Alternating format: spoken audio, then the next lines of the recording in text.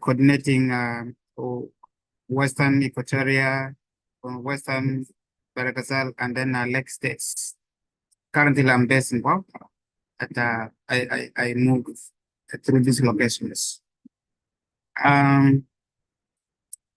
We wanted to just get right to our presentation. We'll be looking at a quality improvement just in some few of the, it's a very broad topic that can take like a week plus, but I'm just trying to get some of the few essential parts of this topic, which are really, really applicable to project improvements, program improvements, or even to personal life improvement. Quality improvement cuts across everywhere, health projects, FSL, and wherever you think that you really need improvement, where you're not doing very well. So I am somebody from the health background, but I'll try to really make it a little bit general. I don't want to narrow it down to the health because the topic cuts across. Okay, let's get to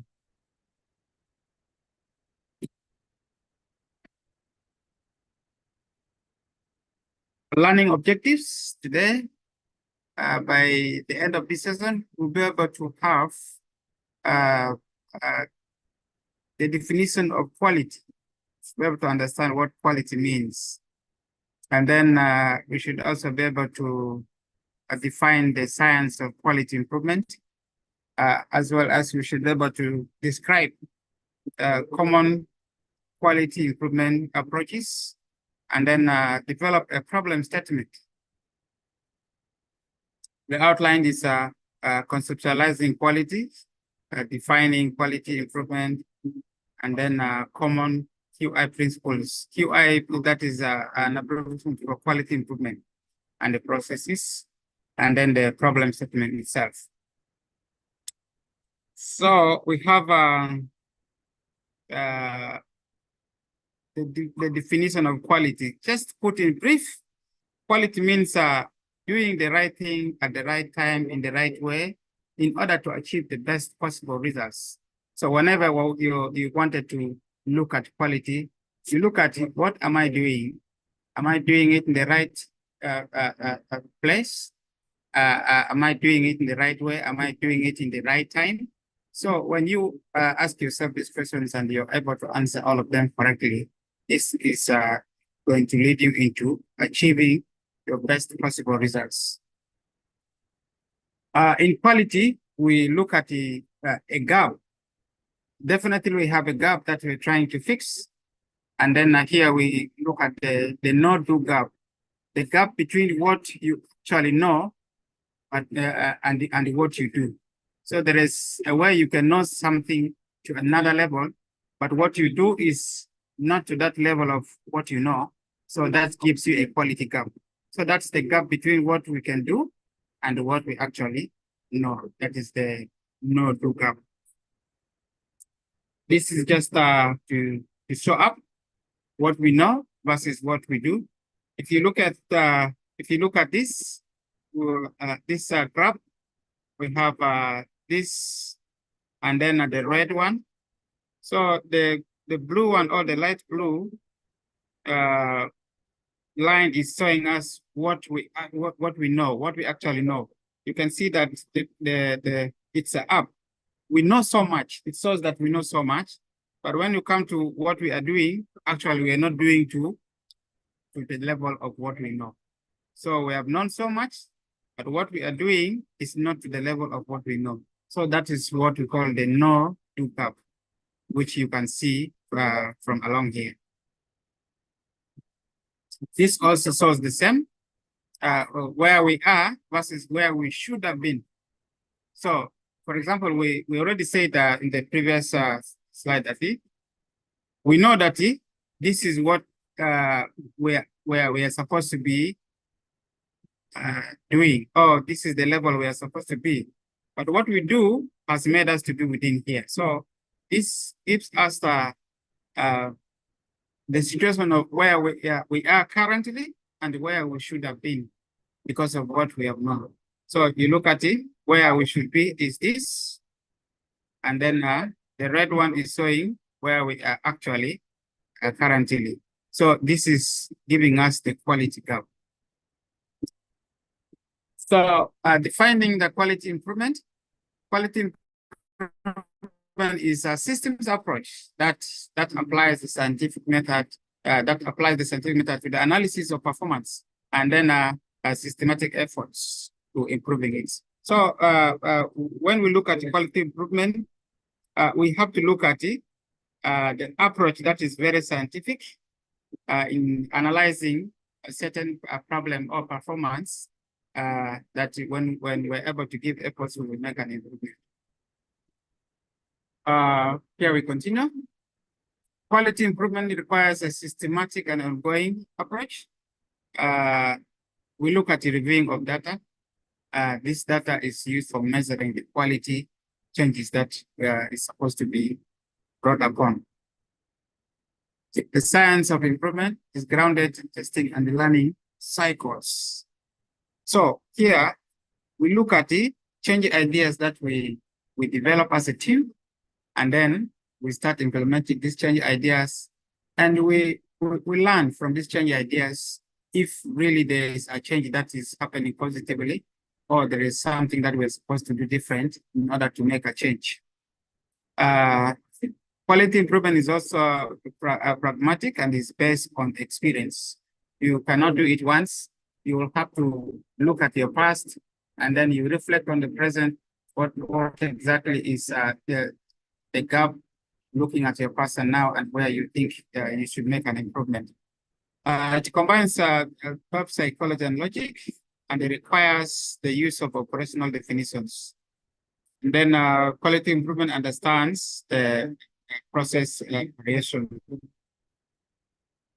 Common principles of quality improvement.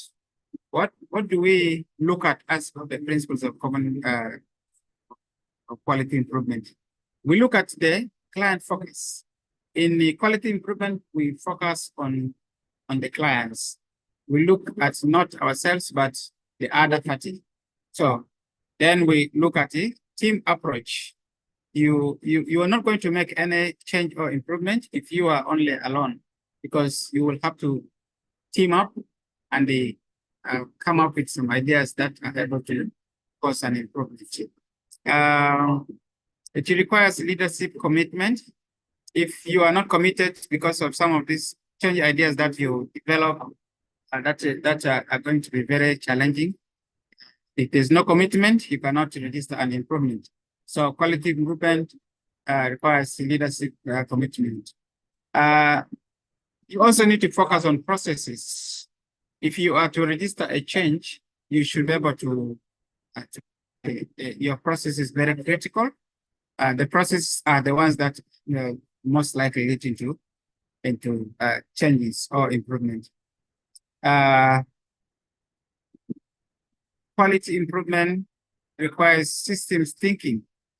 Systems thinking here means that if you look at, for example, a setup of an institution, could be medical institution, it could be whatever institution, could be agricultural project and so on. So if you look at the buildings and the setup of this institution, and you have not gone deep into understanding how the institution operates, then you will not know exactly how it operates. So here, in quality improvement, you will need to dive deeper into understanding how a system works. Not only looking at the structure, not only looking at the human being, but how the human resource and the structures and the system operates in general in order to cause an improvement. We'll also look at the data, very, very much important in quality improvement. If we don't have data, actually, we will not know whether we have a quality gap or not. But here, we looking at the data, we will understand that if we have a target, this is where we are supposed to be, but this is where we are performed. And this gives us an oversight of what we are supposed to do in order to make an improvement. Continual improvement, it's not a one-time activity. you will have to make it repetitive. It's continuous. Common quality improvement project steps. This is very much important. If you're looking at the quality improvement, first of all, you need to establish a QA team. If you have registered a problem in your project, you have to establish a quality improvement team. This team should be able to comprise of very inclusive personalities. Everyone should be part of this. If there are many departments, you can look at the departmental heads. You bring them together, and this forms the quality improvement team. So this team is going to define what the problem is. If you have a problem, it's good that you define the problem so that you understand the problem in details. After understanding, you will now have the ways forward in order to tackle this. So the quality improvement team defines the problem in details, and then set overall improvement priorities. So after defining the problem, of course, the team is going to come up with some actionable solutions, and then you prioritize what comes first and what comes last. With the deeper understanding of problem, you will need to have data. You need to collect data and then do measurement of this data. This will give you a proper understanding of the problem. And then after understanding the problem in terms of quantifying it, you will now look at how to develop change ideas and test the changes. Then you measure the changes, and then you repeat continuously. This cycle has to continue. If you look at the change idea is not working, the team has to redefine the problem, could be the root causes, and then come up with a new change idea that can be tested. Quality improvement tools. We have several tools. We have several tools that we use in quality improvement. In understanding the problem, we look at this. Rich picture, 5 whys, process map, fishbone diagram, and baseline data. So this all will help you to understand the problem. And then after understanding the problem, what next? You will have to develop solutions and prioritize the solutions. What do you use for prioritizing the solutions? First of all, you will develop what we call a driver diagram. The driver diagram is going to tell us the primary driver, the secondary driver, and then the solution, the actionable solutions. So after developing these solutions, you now focus on which one comes first using the focusing matrix, or we can call it Pareto charts or Pareto diagrams. Then testing the change ideas, you use the family of indicators, and then we can also use run charts over time. You look at it maybe quarterly, or it could be 6 monthly, or even annually. You have to measure these changes to see that over time, is there any improvement? Or over time, are we able to backslide, or we've gone a little bit right? So, and then control charts.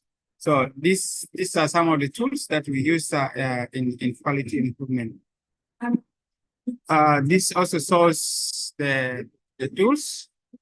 This shows the tools. This is a toolbox. Understand complexity of quality challenge using the risk picture, and then prioritize problems and solutions using the focusing matrix or Pareto charts, and then you measure the change using the family of indicators. Root cause analysis, fishbone diagram, and then process map. These are all used for understanding the problem. And then you develop change ideas using the driver's diagram. So once you have done your root cause analysis, you have understood where the problem is, you can now develop your change ideas using the driver's diagram. And then you monitor over time using the run charts. So when you start implementing your change ideas, you will have to be able to monitor over time whether there are changes or not. And that is the quality improvement toolbox approach. The model for improvement. This is one of the approaches that is used for reaching to an improvement. This is just showing us the same. We'll look at this into details in the future slides.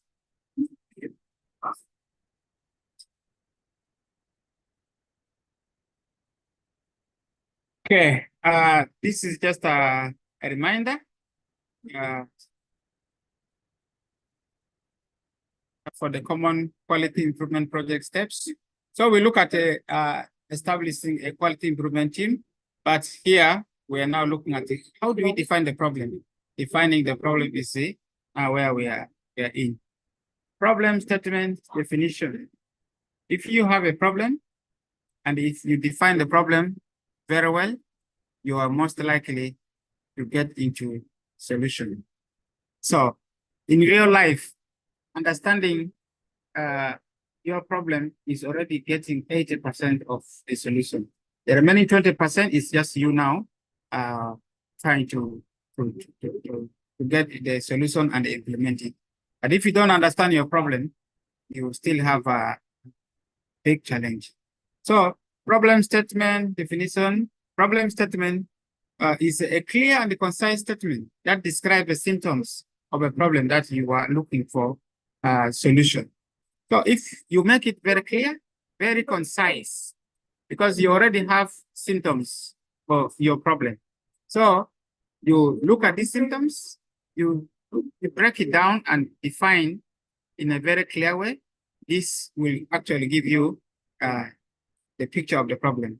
So problem statement describes the scope and the impact of the problem. Generally, we look at it where the problem is happening. Very much important is to understand where your problem is, and then how much time has this problem been unsolved or challenging. And then what is the size of the problem? And then exactly what is the problem? This is the topic. What is the problem? So when you look at your problem, you understand where it is occurring and how much time it has been affecting the team or the program. And then how much is it causing effect? What is the magnitude? When you have defined your problem statement in that way, then you have solved like 80% of the problem already. The problem statement is effective problem solving begins with a good problem statement. Once you have defined your problem very well, then you have now started actually the solution, because with this you'll be able to now work out the solutions with this problem.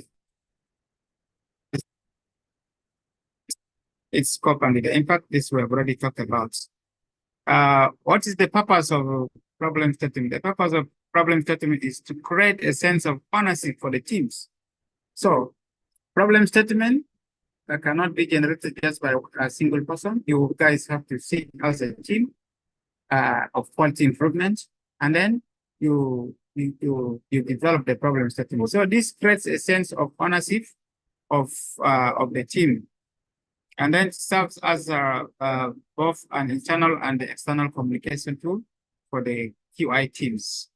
Problem statement also describes the symptoms in measurable terms, because you will be quantifying in terms of how much the effect has gone to the program.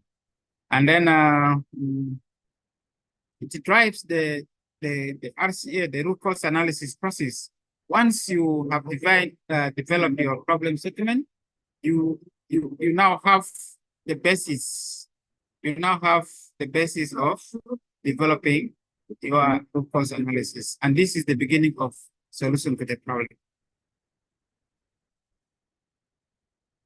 Okay.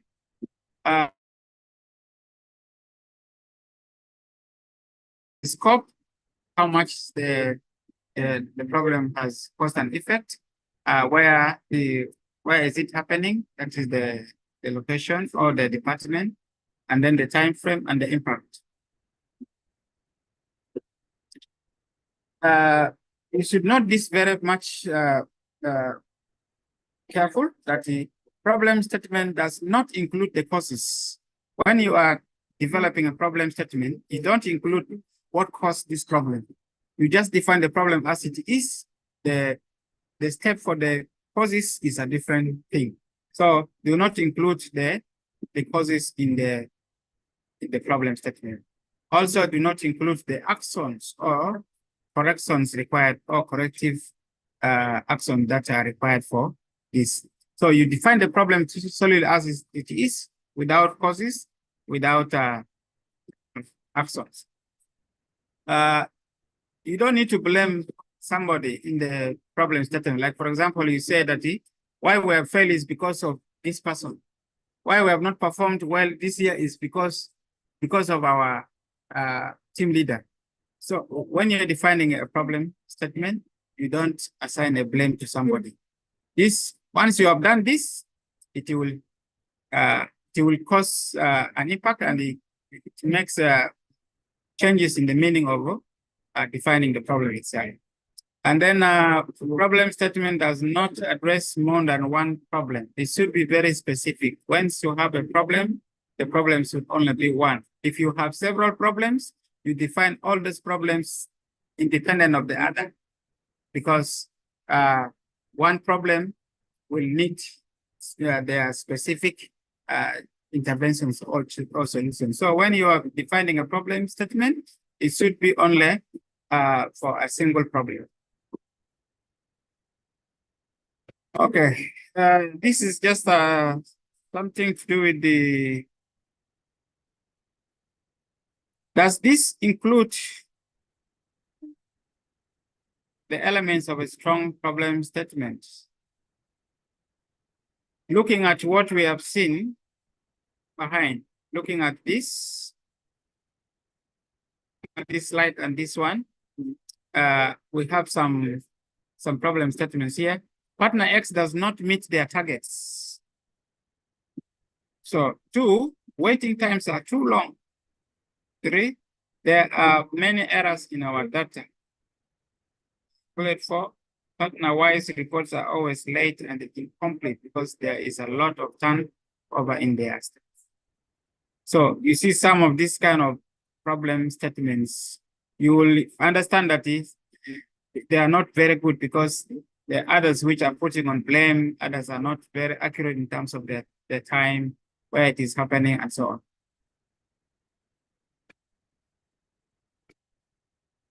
We're also looking at another example here, a kind of dropout from school. The high school dropout rate in our community has risen by 20% over the past 2 years, negatively impacting our future workforce. So this is also an example of problem statement.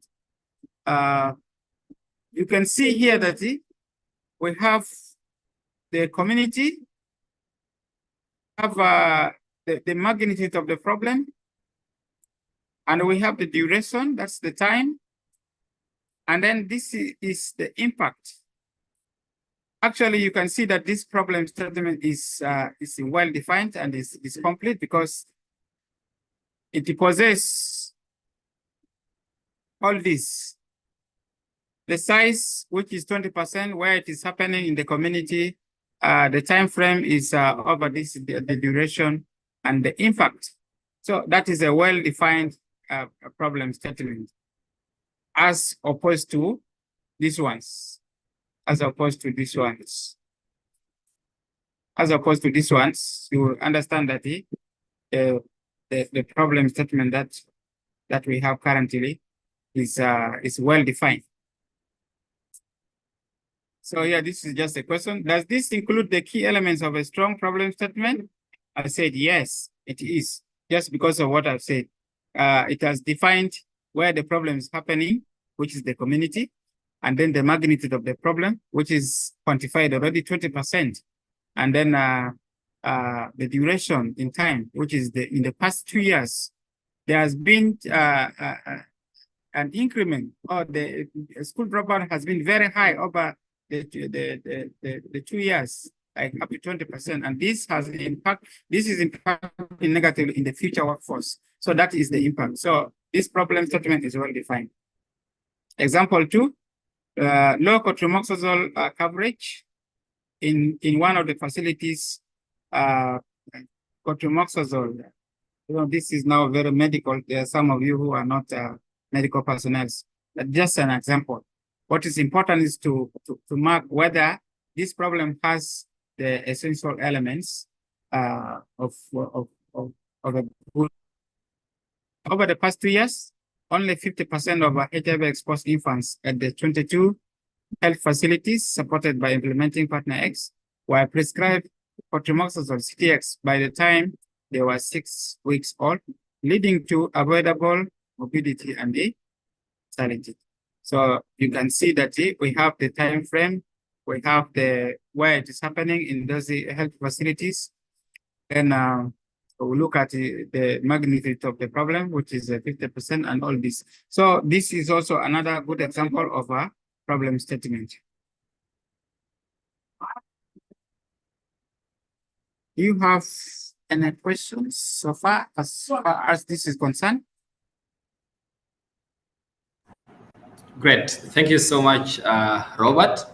Ladies and gentlemen, we can give a virtual hand clap to Robert. You can just go to reactions and then give him a virtual hand clap. That was an excellent presentation. I loved every bit of it, and also was able to learn 1 or 2 things from the presentation, especially on the aspect of writing a very good problem statement.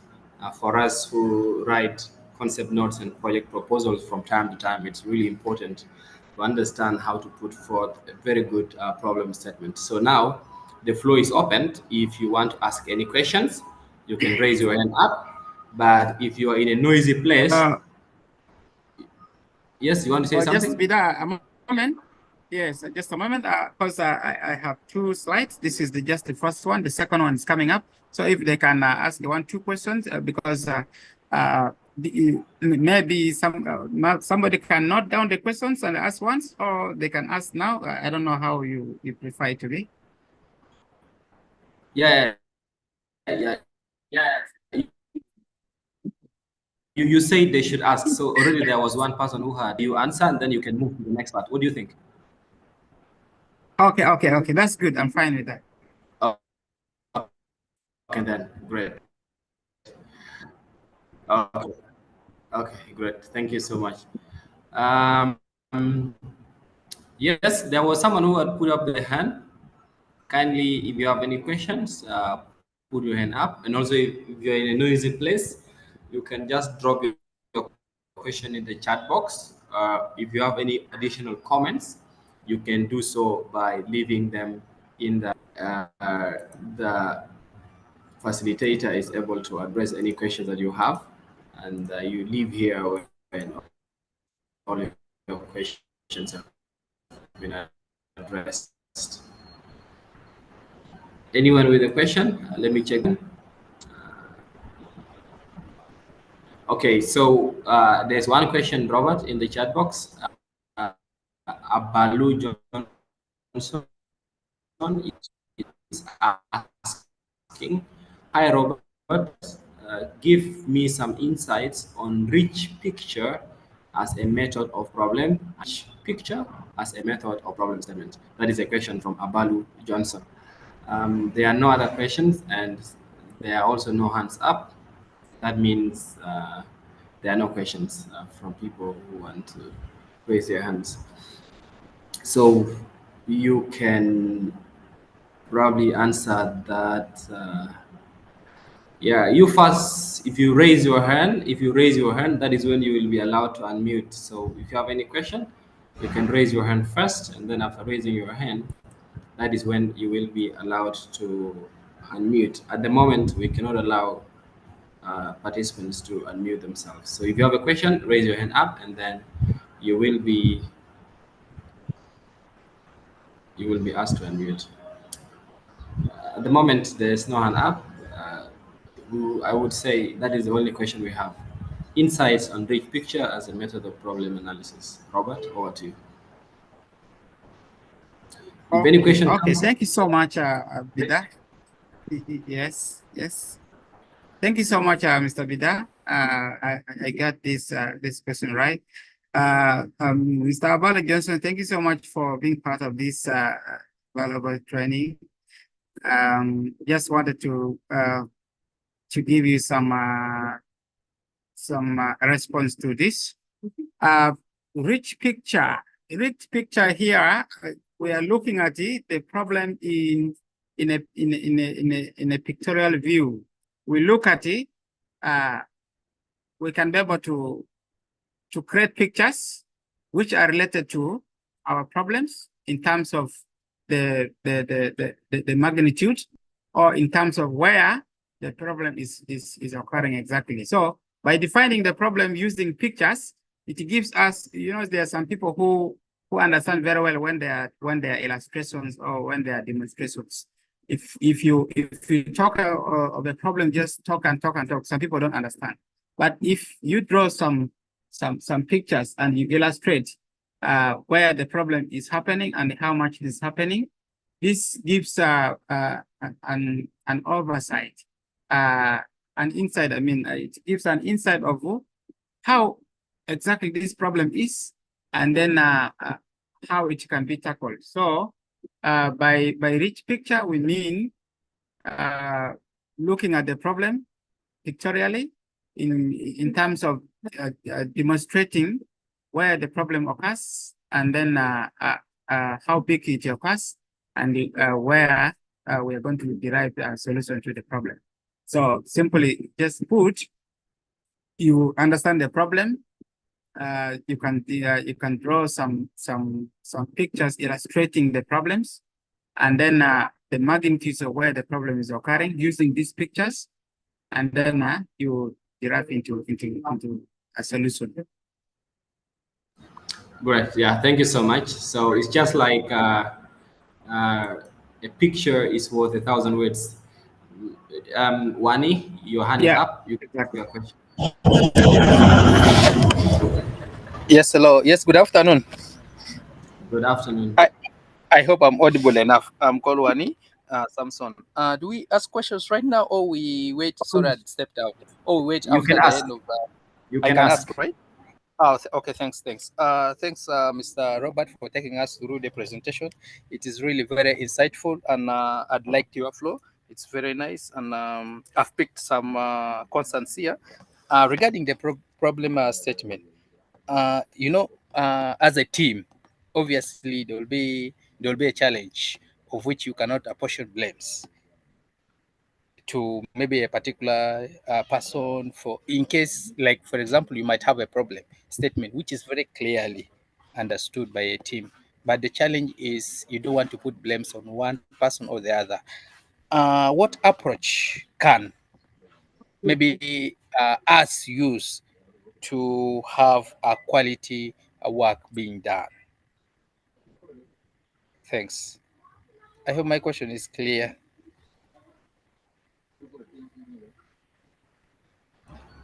Is it clear, Robert? Yeah, yes. I didn't pick him at the last in my network broke down. Maybe you can come again. I just got him at what approach do we use to have a quality? At the end, I didn't pick him well. Okay, I can repeat. Can I? Yes, yes, Okay, please. thanks. Okay, thanks, Robert. I was saying, in terms of defining a problem which is very well or clearly, so that solutions can be found. You'll find, as a team, there will be challenge where of which the problem is very clearly understood, and maybe you don't want to apportion blames on one person or the other. Then you find you will not, maybe in your reports, you will not clearly indicate the problem statement very clearly. What approach can someone use to improve the quality of the work? Thanks. Okay. Thank you so much. Can I answer this before I've seen another hand? I'm just thinking I wanted us to close this few questions, then we'll start the other presentation, which will not take us much. I've also seen there's a hand from somewhere, but let me just give an answer to this. Yes, like I said previously in my previous slides, that whenever you're developing a problem statement, you cannot apportion a blame. Much as you know very well that Mr. X is responsible for causing this problem, which is very, very true in some of the situations. You can find that a problem can be caused because one person has caused an error. And you have identified this very well. So for you to make this person not to feel bad, of course, this person, one, should be made that this error was caused because of, this problem was caused because of the error, this specific error that the person has caused, but not within the team, not within the team. Here, the supervisor or the manager, or whoever is responsible for the department, should take this up in handling this as a separate matter. If there are some measures that can be taken against this person, this cannot be handled in the forum of quality improvement team. So within the quality improvement team, we only do what is required. We don't apportion the blame. We only look at it, the problem as itself, and we define it together as a team. Much as we know very well that there is one person responsible for causing this error, this problem, because of the particular error that this person has committed. This will not be discussed at this forum where the people are, or the team is defining the problem. Rather, the supervisor or the responsible person, the manager, whoever, will have to handle this aside with the staff using another approach. The staff will understand it at that level, but will never be discussed at the level when people are trying to define the problem. I hope I answered you.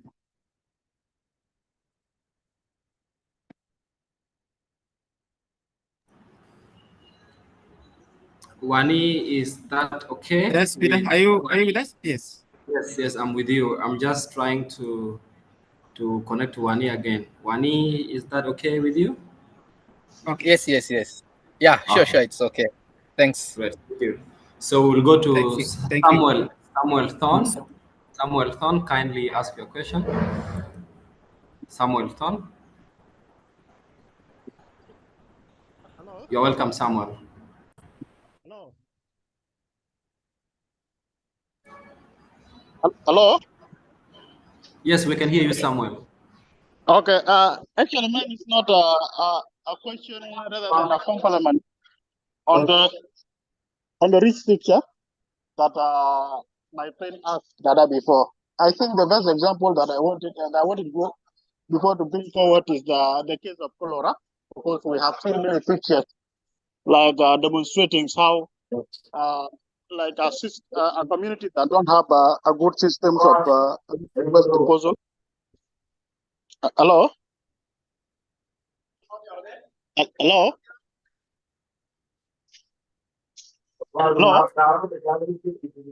Yes, please go ahead. Go ahead. We're getting you. Yeah. I was about to refer to those pictures. These are the pictures sometimes that can explain the rich picture, because like in the picture you can get all the information you need. Like for the case of a community that don't have a proper waste disposal, the human waste disposals, so they can bring that picture of someone maybe defecating in an open area, and then applies go pick there, sit on the a human food, then cause cholera. I think this is just the little thing that I wanted to add on. Otherwise, he explained it well. Thanks. Great. Thank you so much, Samuel Thorne, for the addition. very, very helpful. And then, Dada, there's one question in the chat box from Kitab. Kitab is asking that could you expound on the whys questions in defining quality improvement? Looks like there was something to do with why question when defining quality improvement. So he's asking if you could expound on the why questions. Okay. Thank you so much, Peter, for this, and thank you so much, Peter, for this.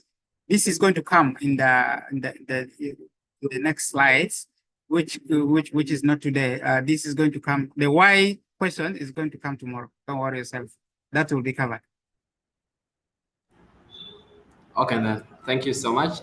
Ladies and gentlemen, we have shared the attendance register in the chat box. So feel free to tap on the link and then you register your attendance for the session. I would now give you, Dada, probably a 3 minutes break so that you can grab maybe a glass of water and then you can start with the next session in 3 minutes. What do you think? Yeah, okay, that's good. I'm okay with that. Thank you. Okay, then great. So, ladies and gentlemen, let's do a 3 minutes break. You can grab a glass of water. You can take a walk. If you are seated, stand up, stretch a bit, and so that we'll come back relaxed for the next last bit of the session. Remember, this is a 2-day masterclass on quality improvement essentials, and it's brought to you by the Excellence Foundation. These bi-weekly master classes will be running until December, and like I mentioned earlier, we have shared the attendance link in the, so it's a Google form. You just click on the link and you should be able to put in you should be able to put in your records to show that you've been part of this. I see another question coming in from Alio. Alio is asking, how can stakeholder engagement and communication be effectively managed in a quality improvement project proposal? Okay, good. Yeah, so the question will be answered once our trainer gets back.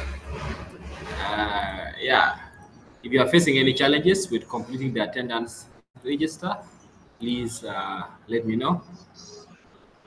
But kindly do complete the register for the attendance. Thank you so much once again for being part of this session. I see a couple of you filling in. So once again, the attendance register is here. Let me just share it again.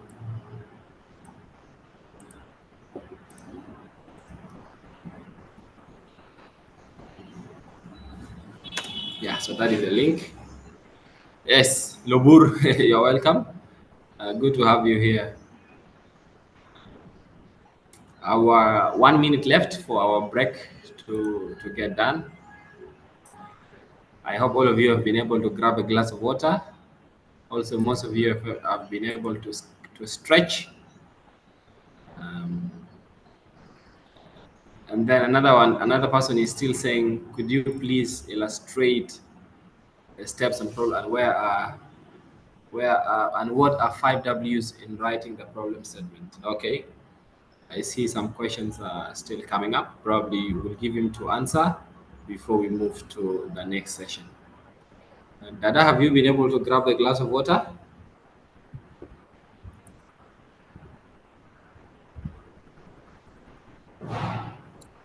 Yeah, sure. I'm able to. Okay, are you ready now? Yes, I'm ready. Okay, so there are some 2 questions that came in. One is from Emmanuel Alio. He's asking, how can stakeholder engagement and communication be effectively managed in a quality improvement project proposal? And then the last one is from Mawood Achek. Mawood Achek is asking, please, could you illustrate on steps? Could you please illustrate on steps on problem statements? And what are 5 W's in writing the statement?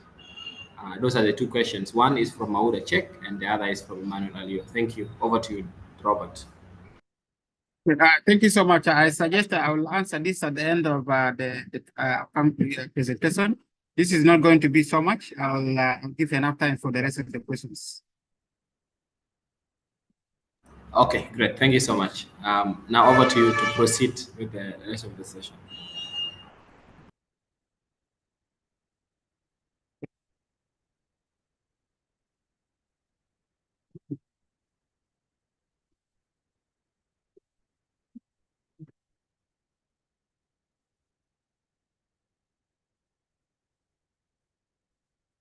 I hope everyone seeing my screen right now.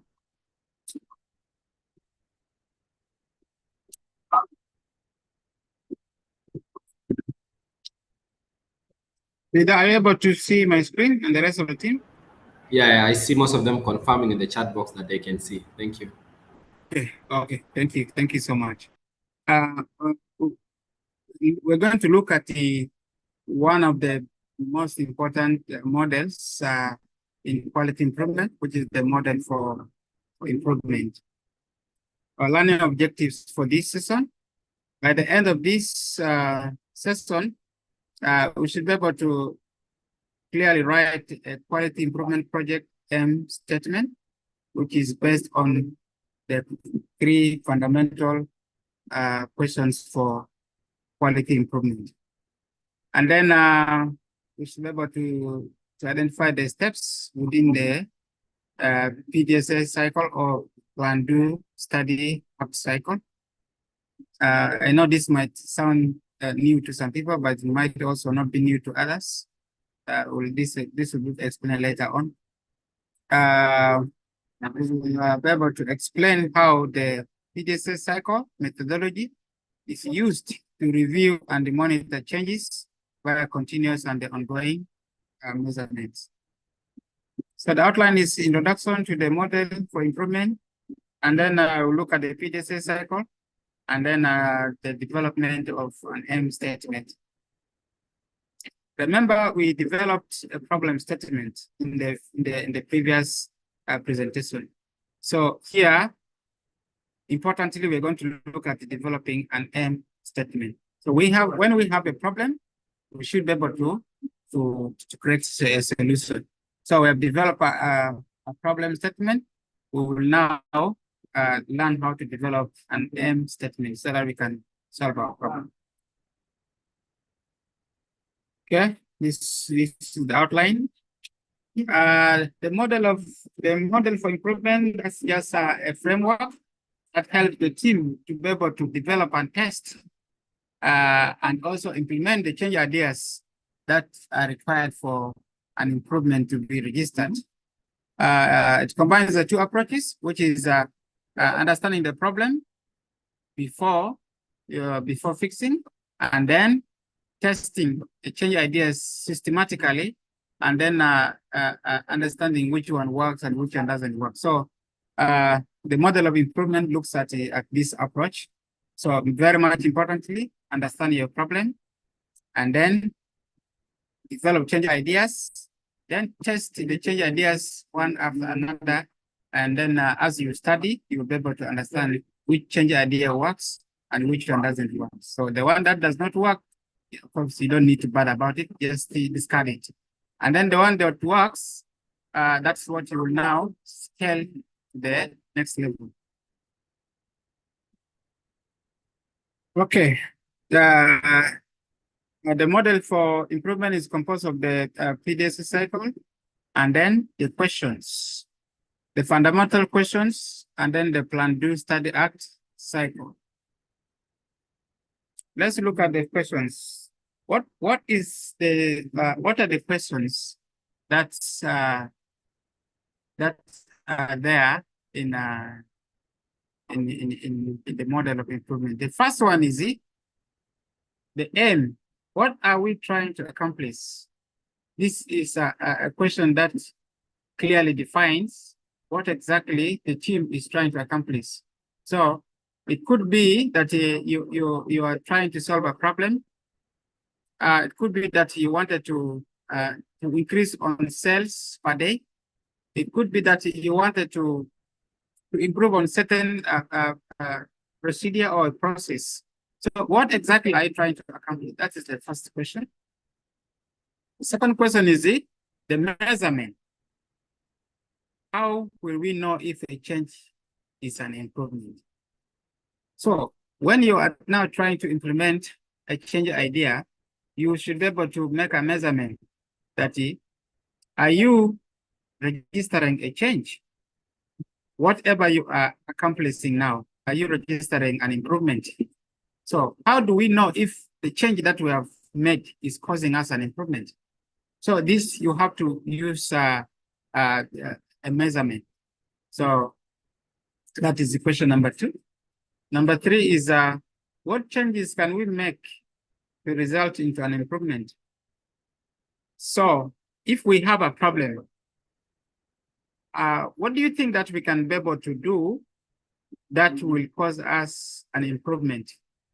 So that is now the third question. What changes can we make if we wanted to have a result that can make an? So these are the 3 questions, the 3 fundamental questions of the model of improvement. The next one is the PDSA cycle, which is starting with the plan. We'll look into that in details later on. And then the do, the study, and the act. Simply, this is the model of improvement. This is the model of improvement. Model for improvement, combining the 2 parts. The first part, which is the questions, and the 3 questions are this. We're looking at the M, what are we trying to accomplish? A measurement. How do we know if a change is an improvement? And then the third one is what can we do if we wanted to resist a change or an improvement? Then the second part here is the PDSA cycle, which is the plan, do, study, and the act. So here simply, once you have developed the change idea, you will now start planning how this change idea can be implemented. And then you actually implement, and then you study whether it works or not. Then here you act. If it works, fine, you scale it up. If it doesn't work, you discard and go and test another change idea. So this is where the change ideas are tested in the test of change. So here we're looking at the PDSA cycle as a repetitive action. It's not a one-time action. You look at the data. Get my pen. You look at the data. These are the ideas you've tested, and then you look at how the data is changing. So this is when you started the idea. As you continue, the data changes and changes until it grows bigger. So now let's look at the M statement. The M statement answers the first question. What are we trying to accomplish? That is the M statement. So when we develop our M statement, we need to understand that it is trying to answer the first question of the model of improvement. That what are we trying to accomplish? This articulates the improvement goal. It's crucial for the developing group consensus and the shared mental model. We look at the mental model. This should be aligned to an organization's or mission, vision, and the strategic goals, and it has to be SMART. I know most of us know SMART, which is the specific, measurable, achievable, or attainable, relevant, and time-bound. Features of the M statement, just like the elements or the features of a problem statement. Here, we have the time frame, the focus area, and the location, and also the size or the scope. M statement example, this is just to find out whether we wanted to understand whether this is really smart or not. The outpatient clinic at the hospital X implement fast track and reduce waiting times. Is this smart, really? If you can see, looking at this, looking at the time frame, focus area, location, and size. And here we are having this, the outpatient clinic at the hospital X implement fast track and reduce waiting times. Is this smart? Let's look at this. Here, the outpatient clinic at the hospital X will reduce wait times from X minutes to Y minutes within the next Z months.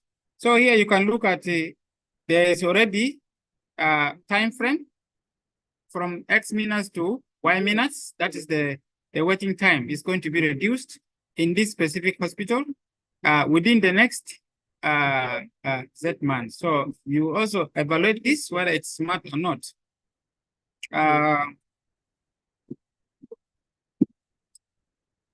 Here, the PDC cycle is known as the test of changes, as used to help the team implement the change ideas. So here, we have to test the change ideas that are developed by the team. So here we look at it, the act part of it, which is now testing the change ideas. So we have in the part of the plan, here you need to analyze the problem deeply. And then when you analyze the problem, you will now need to plan. In planning, you ask the questions. When you are planning, you ask who is going to be responsible for this activity, what exactly is supposed to be done, and then when are we going to get it done, where and how it's going to be done. So when you ask this, these are the planning questions. If you ask these questions and you give them correct answers, you've already planned for your activity very well. Then you plan for data management process, which is very much important, especially if this is a new project. You will need to put up a data management system. The M&E needs to work out the processes of data flow and its management, very much important. And then looking at the do part, now carry out the plan. Remember, you've already made your planning. You've already answered questions to who, what, when, where, and how this activity is to be carried. You've already planned for the data management process, and it's done. So you start carrying out the plan. Carry out the plan, begin with the data collection and then document the observations. So in the process of data collection, you can be making some valuable observations that are qualitative that you will need to document in the process. And then analyze the data, summarize findings, interpret the results of the analysis. So once you collect the data and your observations, you analyze and then summarize the findings, interpret the results. Now, lastly, you decide what to do next. Can you adapt the change? Are you going to adopt it? You abandon, or you commence a new implementation cycle? So here you look at the plan that you have implemented. Do you think it's going to cause an improvement? Is it worth taking to the next level? Do you want it to adapt? Or do you want it to discard and start another new change idea? So here you will now look at it. These possibilities of either continuing or discarding the change idea that you have developed. So this is the importance of the PDC cycle And then we just need to know that it is not a one-time so. This is a repetitive activity. It is back and forth. You find yourself going ahead and coming back because you know this change idea is not working. And then you have to develop another change idea, and all over the process comes again. So that is the PDCA cycle. You see, PDCA cycle happens many times in one project, like I've already said. This is repetitive. Now, the most important thing here is that once you realize that a change idea is working and it has caused an improvement, you now enlarge it, you scale it up, you now make it bigger. From a small change idea that you have tested, you widen it a little bit, and then you continuously widen it. There was a quality improvement project that we implemented. We started with 15 facilities, and then we scale it up to the remaining facilities, which are like 69. When we realized the change ideas that we implemented have worked and have really caused an improvement in the program, we decided to scale up. But if we realized at the end of that project that the change ideas that we have developed and we implemented were not working, we could simply discard them and test others. But of course, not all the change ideas that we implemented that time have worked. We have scaled up those ones which have worked, but those ones which did not work, we have abandoned them already. So you can see that it's very much important in the implementation stage, be very crucial in understanding the change ideas that have worked and which ones have not worked. So that is a level at which change ideas can be either taken up or not. So this is also demonstrating the stepwise approach, the 0 stars, 1 star, 2 stars, until the 4 stars, and then you reach 5 stars. This is still demonstrating the same from small scale to the some example here. A reduction in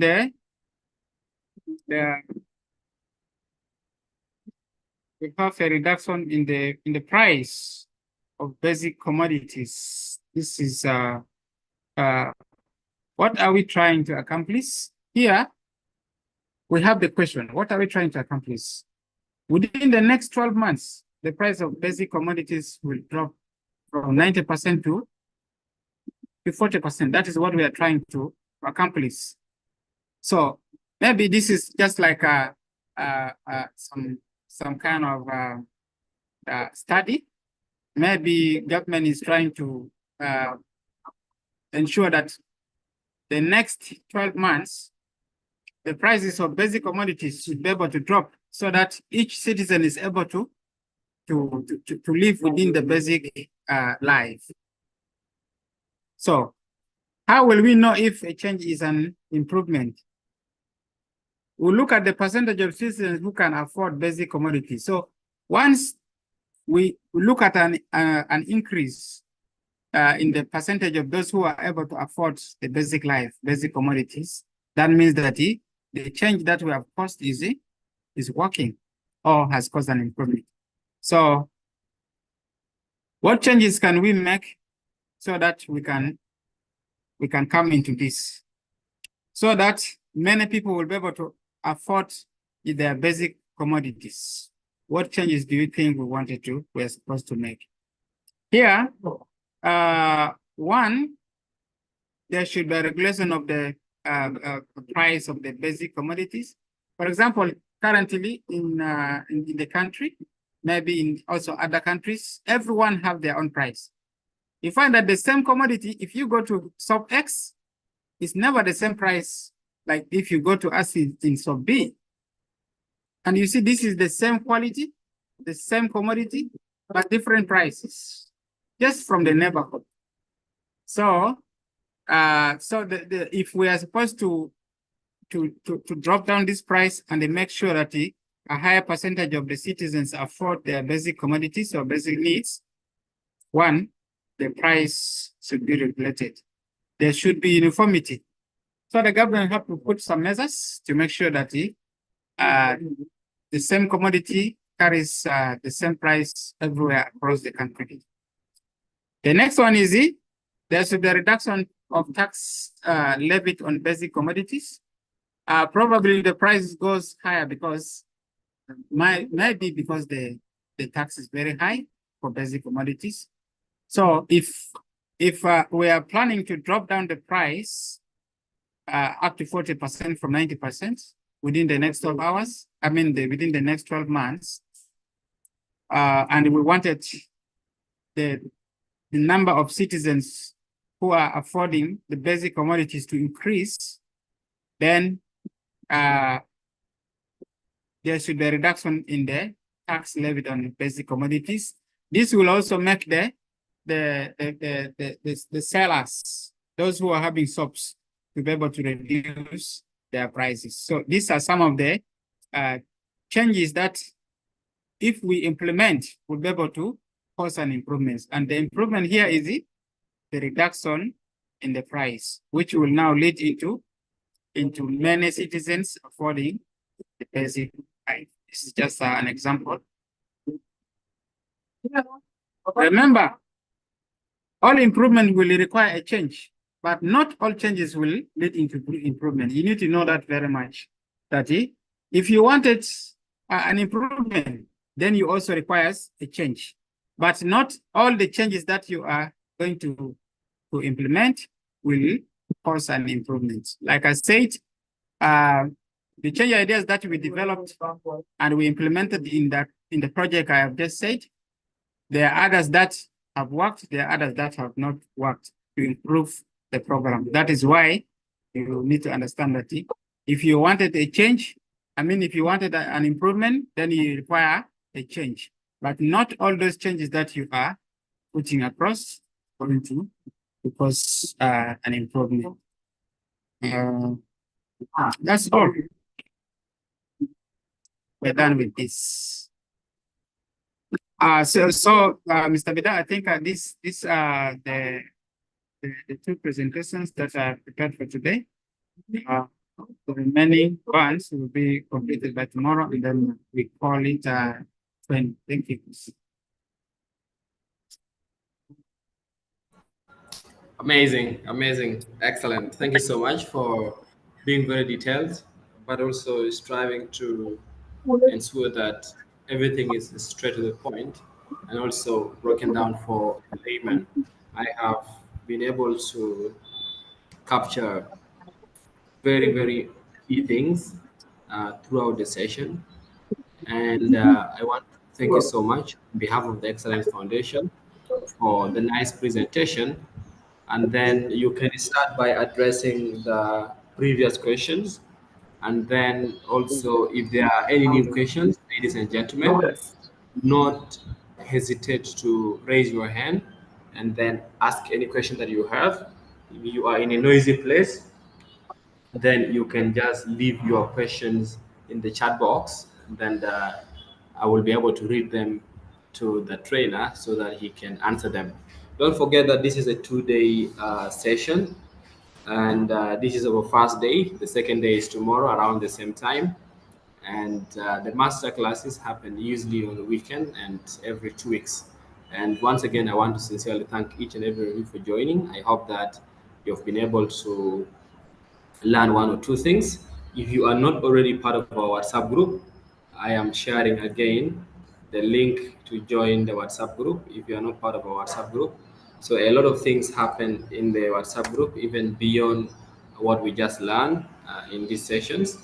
And then if you have not registered your attendance, I am also dropping the link for you to be able to register your attendance for this session. Yeah, so I see a hand from Wani. Maybe we can take Wani's question, and then later on I will again read the questions to Robert. Yes, Wani, over to you. Thanks for giving me another opportunity also to ask a question. I hope I'm not asking too many questions. Forgive me for that. Yes. My question is Fine, that's fine. regarding yes, regarding softwares to use.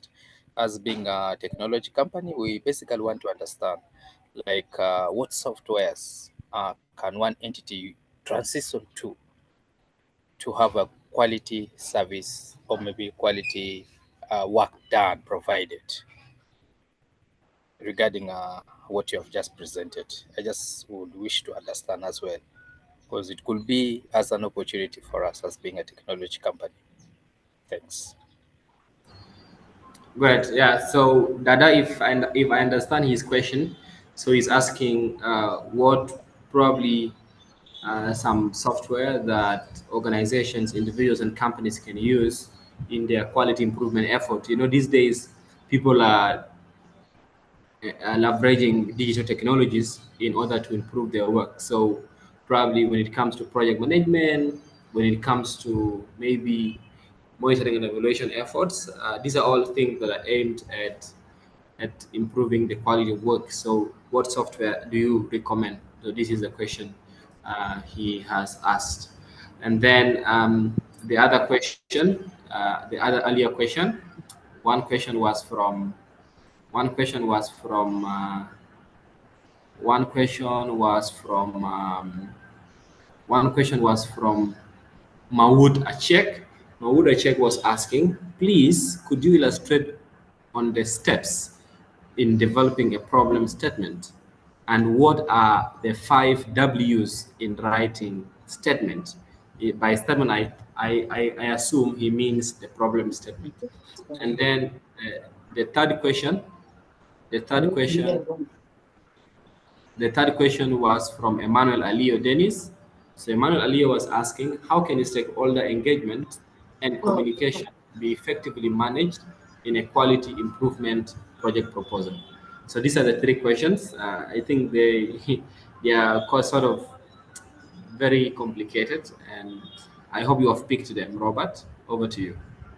Yes, I picked them. Okay, thank you so much. Let me start with the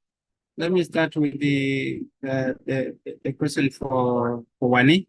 Mr. Wani, thank you so much for this question.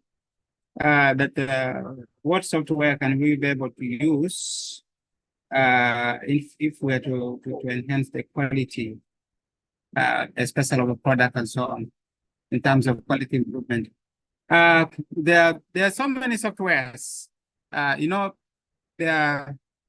each company or each organization will prefer whatever they think is good for the either display or improvement of their products or services. But personally, I can recommend Microsoft Project. That software is good. It has a lot of features that fits in almost in every project in terms of display, in terms of quality, and in terms of monitoring. So if you can have one, you need to evaluate this and then see how it works out for your situation. And then the other one here is the other one which you just read out. It's about that how can stakeholder engagement and the communication be effectively managed in a quality improvement project proposal. You see, in every project, the stakeholder is very much important, as well as in a quality improvement team. So whenever you're having a quality improvement team, do not leave out the stakeholder. But of course, how do you engage them? How do you engage the stakeholders is what is very much important. One, you need to define the stakeholders and their role in the project. What do they play? Who is very important in doing what? So this is very much important because you will need to involve them according to how you define them and their roles in the project. And then secondly, you will need to analyze their interests and expectations, and also how much do they influence in decision making. So there are some people who might not be very influential in decision making, but they have an interest in the project. So when you see that there's a problem and you wanted to involve them in order to find a problem, then you can bring in this kind of people. And then the third one is you need to plan how you can effectively engage them through the communication. How you communicate to the stakeholders matters a lot, especially if you define who they are and what their interests are with the project. You engage them very, very much actively. And then lastly, you need to implement the engagement plan and measure its effectiveness. Once you have incorporated them in, of course, you've gotten their ideas together with the rest of the team's ideas, and then you can be able to now plan and then execute and measure the effectiveness of this engagement. I think that is what I can answer for this participant who was just asked the question. And then the other one is please could you illustrate on steps on problem statement? I don't know whether I got him very well. Did I pick you well? Is that the question? So his question Is that the question? Or let me just read for you again. So his question. Yes. Can I read again? Yes. Okay, he is saying, like he's asking two questions. So the first question is, you illustrate the steps in writing a problem statement. So that is the first question. Mm-hmm. And yes. The second question is, what are the 5 W's in writing a problem statement? Okay. Yeah, thank you. Good. Thank you so much. In the first part, the steps in problem statements. One is you need to understand the problem itself. Once you understand the problem and you define it very well, you are set to go. The second one is that you need to put the problem into the context of where you are. So once you understand the problem, look at the context where the team is and the project or whatever, and then you put that problem in this context, and then you start defining or finding out the root cause. Why did this problem happen? So if you define the problem very well and find out the root cause, this actually will now give you the way forward. And then describe the problem statement. I mean, describe the root cause analysis into details, which we will look into that tomorrow. So once you define and get deeper into the root causes of the problem, it will now give you the way forward to develop actionable solutions which you can now implement. These are the steps you can use for coming up with a problem statement. Then the 5 whys. I've already talked about that previously. The 5 whys. The 5 whys here, we're looking at the who, what, where, when, and the why. These are the 5 whys that we use for writing a problem statement. Thank you.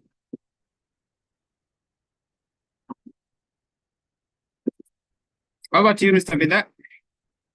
Okay, great. Thank you so much. So there's one question here from Susan. First, she's saying thanking you, Mr. Dada, for the clear presentation And her question is, how do you maintain quality while managing scope creep? How do you maintain quality while managing scope creep? And then Lobur Elikana is asking, why is it gain courage and confidence, which helps you override fear of high price of food from the market and anxiety? With that, the network's breaking. I'm not able to get you very well. I don't know. Okay, can you hear me now? Yes, now I can hear you. Yeah, so first the question is from Susan. First, Susan, thank you so much for Susan is thanking you for the clear presentation. And her question is, how do you maintain quality while managing scope creep? How do you maintain quality while managing scope creep? Is it clear? Yes, that's clear. Okay. And then the second one is from Lobur Elkana. Lobur Elkana is asking, why is it gain courage and confidence, which helps you override fear of high prices of food from market and anxiety throughout the reducing commodities like now as a thing? Oh, it's a very complicated question. You can first answer. Okay, let me Thank you. first answer the one for Susan Poni. Yes, thank you so much, Poni. Your question is, how do you maintain quality while managing scope? Um, you see, quality, whatever, you don't need to compromise quality if you are looking for the best. So first of all, you need to have a formal change management process. So if you have that in place, then you can be able to maintain your quality, whatever that comes to shake up the process or whatever, but you have your formal change management process in place, then you can be able to manage maintain your quality. Then you need to ensure that there's a clear control, change control process. Whenever you see that changes are going to happen that will impact to the quality, there should be a control for this change. So in other words, there should be some monitoring factor that looks at if the change is going to cause a quality concern, then there should be a control. Some measures have to be put in such, or the direction of motion has to be changed so that the quality is maintained. And then often communicate clearly to everyone.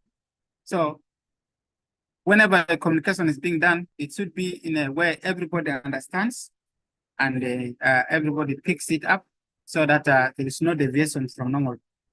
And then lastly, if there are some softwares that you can use in order to continuously maintain your quality while managing your scope creep, then that will be very much important for you to use. I hope I've given you some answer. And this question here, it looks a little bit very confusing. Yeah, so I don't know whether I've really it looks picked it like very well. it looks like he's asking about the prices of things in the market. So how can people continue to be to live in hope? So that is what he means. Well, this is a quite general question.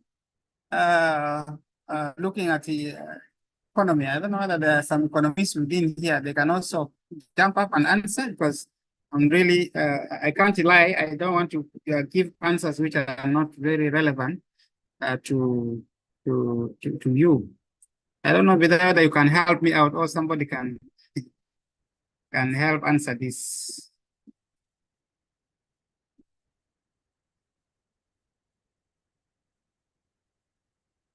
Let me see if I know someone in the chat box who can answer.